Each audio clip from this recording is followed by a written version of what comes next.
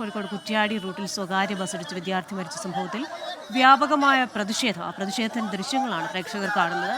സ്വകാര്യ ബസ്സിന്റെ അമിത വേഗമാണ് അപകടത്തിന് കാരണമെന്ന് കഴിഞ്ഞ ദിവസം കണ്ടെത്തിയിരുന്നു. പേരാമ്പ്രയിൽ വഴിതടയൽ സമരം നടത്തുകയാണ് യൂത്ത് കോൺഗ്രസ് പ്രവർത്തകർ.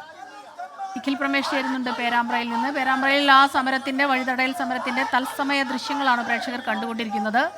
അത് വലിയ രീതിയിലുള്ള ഒരു പ്രതിഷേധത്തിലേക്ക് കടക്കുകയാണ്. നിഖിൽ പറയൂ.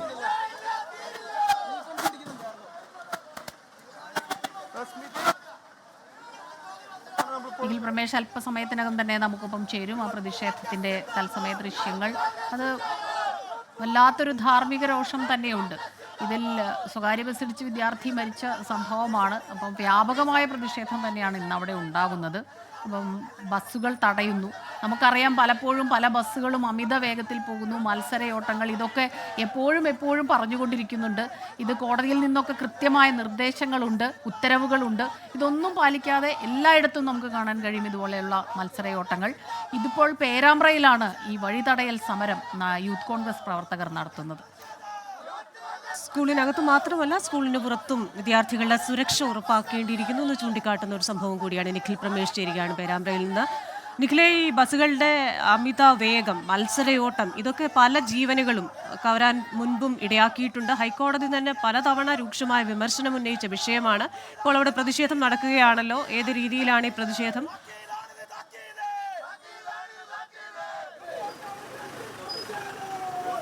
പേരാമ്പ്ര നഗരത്തിൽ ഇപ്പോൾ നടന്നത്. ഇതിലൂടെ കടന്നു വരുന്ന ദീർഘദൂര ബസ്സുകൾ, അതായത് കോഴിക്കോട്ടേക്ക് അടക്കമുള്ള അതിവേഗത്തിൽ കടന്നു പോകുന്ന ബസ്സുകൾ തടയുമെന്ന് യൂത്ത് കോൺഗ്രസ് പ്രവർത്തകർ നേരത്തെ തന്നെ അറിയിക്കുന്ന സാഹചര്യം. ഇതേ തുടർന്ന് അവർ വാഹനത്തിന് മുന്നിൽ നിൽക്കുകയും വലിയ രീതിയിലുള്ള പ്രതിഷേധം ഈ ബസ് ജീവനക്കാർക്കെതിരെ ഉയർത്തുന്ന സാഹചര്യം ഉണ്ടായി.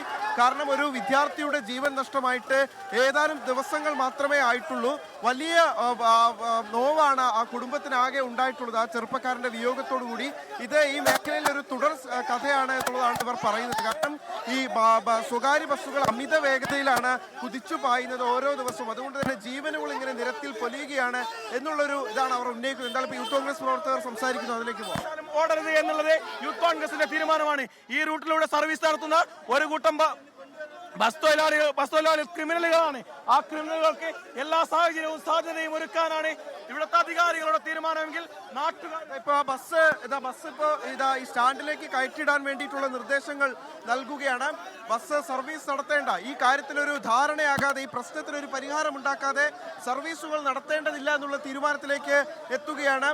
അതിനെ തുടർന്ന് അവരിപ്പോൾ ഈ സ്റ്റാൻഡിലേക്ക് ബസ് പ്രവേശിപ്പിക്കുന്ന കാഴ്ചയാണ് നമുക്ക് കാണാൻ കഴിയുന്നത്. ആ ബസ്സിൽ നിറയെ ആളുകളുണ്ട്, യാത്രക്കാരുണ്ട്. ആ യാത്രക്കാർക്കൊക്കെ അവരവരുടെ സ്ഥലങ്ങളിലേക്ക് എത്തേണ്ടതുണ്ട്. പക്ഷേ യൂത്ത് കോൺഗ്രസ്സുകാർ ഉന്നയിക്കുന്ന പ്രധാനപ്പെട്ട ഒരു വാദം എന്ന് പറയുന്നത് ഇതൊരു തുടർക്കഥയായി മാറുകയാണ്. ഈ അപകട തുടർക്കഥയായി മാറുന്ന സാഹചര്യമുണ്ട്. അത് പേരാമ്പ്രയിൽ വിദ്യാർത്ഥി ബസ്സിടിച്ച് മരിച്ച സംഭവത്തിൽ വഴിതടയൽ പ്രതിഷേധമാണ് യൂത്ത് കോൺഗ്രസ് നടത്തുന്നത്. തത്സമയ ദൃശ്യങ്ങളാണ് പ്രേക്ഷകർ കണ്ടുകൊണ്ടിരുന്നത്. വിശദാംശങ്ങൾ നൽകുകയായിരുന്നു നിഖിൽ പ്രമേഷ് പേരാമ്പ്ര നഗരത്തിൽ നിന്ന്.